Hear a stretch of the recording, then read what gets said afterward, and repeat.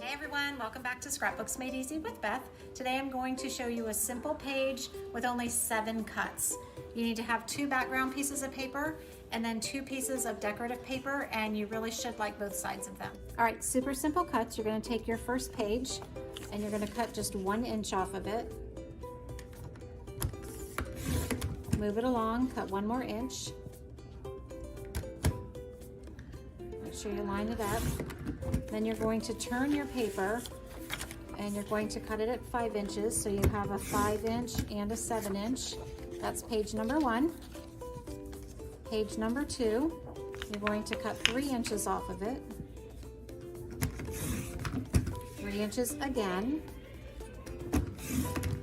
And then you're going to turn this paper and cut it at 4 inches. And you're going to do 1 more at 4 inches. And that is all the cutting you're going to do. Now you're going to take your 2 base pages and set those out. You're going to take your 2 1-inch strips. I'm going to go ahead and put these down. And you're going to adhere them to the sides of a double page spread. And you're going to do the same thing with the other one. If you like the other side of the paper better, you may use that one. I like these together. And then you're going to take your 3-inch strips and butt those right up against your 1-inch strip on both sides. And now you're going to take,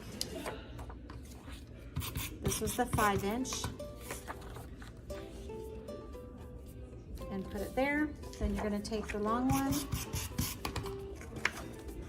and put it there. These become photo mats.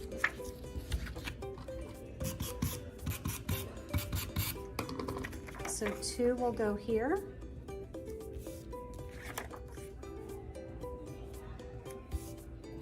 And 1 you can put either here or here, depending on where you want it. And then you're going to take a couple of embellishments or stickers. That's not straight. That's why we love the repositionable tape runner.